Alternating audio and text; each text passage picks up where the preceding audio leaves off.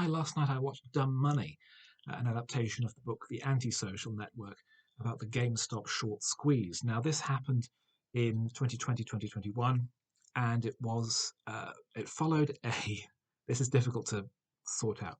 It followed an online stock analyst who would regularly post videos of his ideas about stock investments in the US stock market.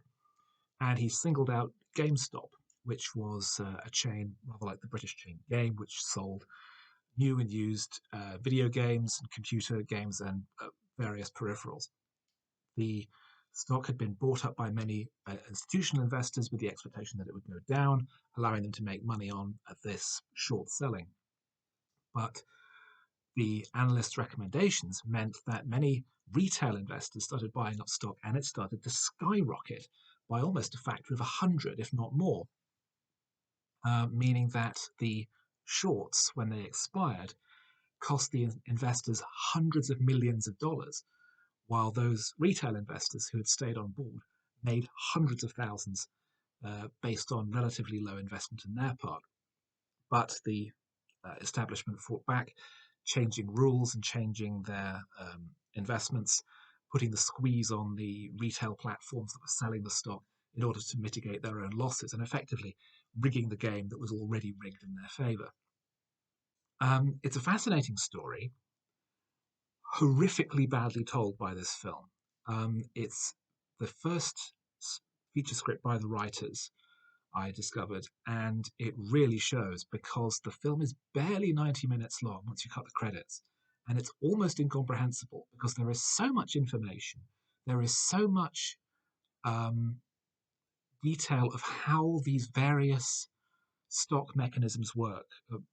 We're repeatedly told about the short squeeze. It's never properly told or explained to the audience what that means, what short selling is.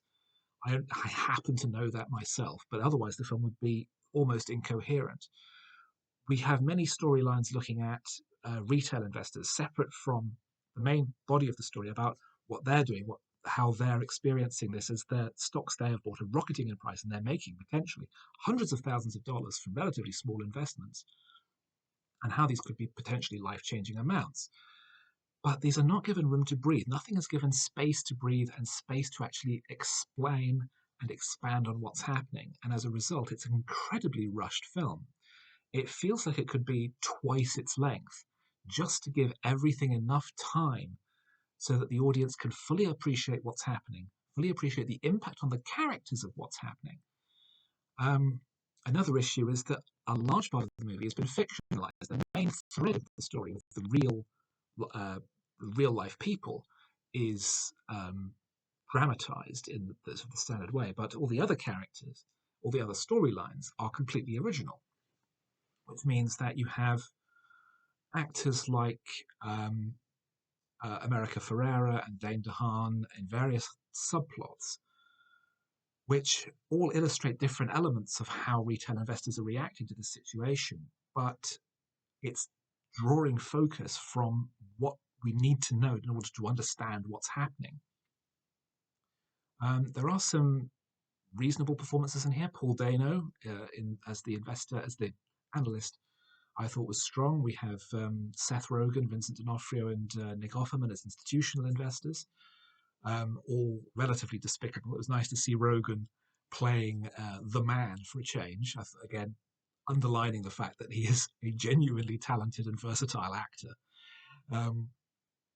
But the whole thing is really damaged very badly by the script, which is completely useless. It should have been thrown out and they should have started again from scratch because it doesn't work. What I found particularly funny is that executive producers on the movie were the Winklevoss twins, who had previously sued Mark Zuckerberg for the ownership of Facebook. And I find it very funny that these billionaire twins, who could have controlled one of the most powerful social platforms in the world, are making a movie about how the man needs to be taken down and the system run by billionaires is rigged. It suggests that the film doesn't really have the courage of its convictions. And as a result, it has even less power than it would already have.